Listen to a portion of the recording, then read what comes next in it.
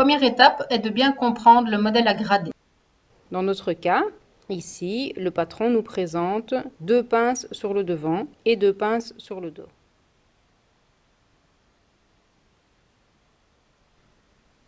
Après avoir identifié le modèle, on indique la ligne de sens sur le gabarit de base. Dans notre cas, le contour hanche. On le repasse en rouge. Il correspond à la ligne des X. Le milieu de vent, vertical, en rouge, correspond à l'axe des Y. Notre base de départ représente la taille 42. Nous allons grader nos modèles jusqu'à la taille 46, c'est-à-dire 2 tailles plus haut. Nous graderons jusqu'à la taille 36, c'est-à-dire 3 tailles plus bas. On identifie tous les points à grader, tous les points du modèle qui doivent subir un raisonnement. Il s'agit de chaque point d'intersection du modèle. Afin de n'en oublier aucun, on procède en respectant l'ordre horlogique.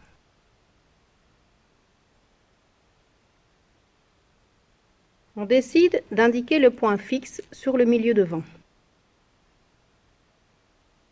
ce qui signifie que tous les points de gradation qui sont situés sur le plan vertical ne bougeront pas en largeur.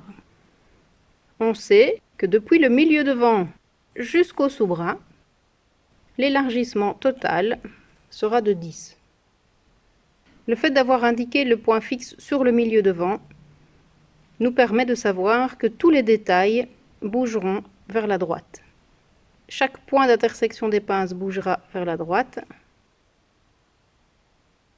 Après avoir calculé la règle de 3 pour chacune des pinces, il n'y aura plus qu'à indiquer les lignes de mesure et sur chaque ligne de mesure, indiquer les entretailles. Le mieux est toujours d'avoir fait un petit brouillon avant. On sait que la variation sera de 10 mm par taille, dans ce cas-ci pour le contour taille qui mesure 120 mm, plus 50, plus 45, soit un total de 215 mm. On réfléchit à la direction à donner à la gradation. On peut toujours s'aider à l'aide d'un petit croquis. On sait donc que le fait d'avoir placé le point fixe sur le milieu de vent, chaque sous-bras s'agrandira de 10 et que les pinces devront se déplacer par règle de 3. Le côté droit vers la droite, le côté gauche vers la gauche.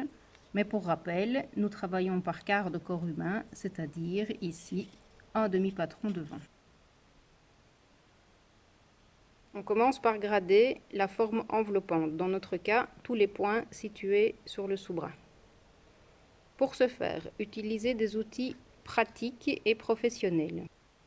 Indiquez une latte sur l'axe des Y, dans notre cas sur le milieu de vent, et un second outil perpendiculaire à celui-ci, qui se positionne par rapport à la ligne de sens et qui est alors translaté, roulé, jusqu'à toucher le point qui nous préoccupe au point sous-bras taille. Tracez la ligne de mesure, passant par le point à grader, parallèle à la ligne de sens, se terminant par une flèche, à l'extrémité de laquelle on indique la variation, dans notre cas 10 mm.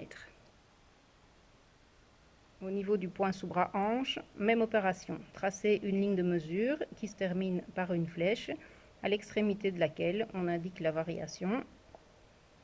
Au point sous-bras ourlet, effectuez la même opération, tracez la ligne de mesure depuis le point gradé qui se termine par une flèche à l'extrémité de laquelle on indique la variation. Sur chacune de ces lignes de mesure, on va mesurer la variation par taille. Dans notre cas, nous démarrons de la taille 42, nous pointons 10 mm pour arriver à la taille 44, 10 mm pour arriver à la taille 46. Pour les plus petites tailles, reculez par nombre de tailles souhaitées. Dans notre cas, nous démarrons du 42 et nous gradons jusqu'au 36. Nous allons reculer de 3 fois 10 mm. Premier recul de 10 mm, nous obtenons la taille 40. Deuxième recul de 10 mm, nous obtenons la taille 38. Troisième recul de 10 mm, nous obtenons la taille 36. Pour pointer, L'indication des tailles sur cette ligne d'entretaille, deux options. Soit nous indiquons la taille complète, c'est-à-dire le 42, soit le dernier chiffre. Ce chiffre se notera à l'intérieur de la souche de manière à ne pas perturber le tracé final de chacune des tailles. En l'occurrence, le 0 pour le 40, le 8 pour le 38, le 6 pour le 36, le 4 pour le 44 et le 6 pour le 46. Pour le point sous bras hanche, on réitère la même opération. On pointe 10 mm pour obtenir le 44, 10 mm pour le 46 et on recule du nombre de tailles souhaitées, dans notre cas 3 fois 10 mm. On indique le dernier chiffre à l'intérieur de la souche, le 4 pour le 44, le 6 pour le 46, le 0 pour le 40, le 8 pour le 38 et enfin le 6 pour le 36.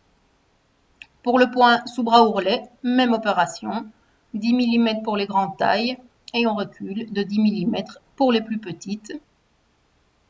Il nous reste à indiquer le chiffre pour identifier la taille.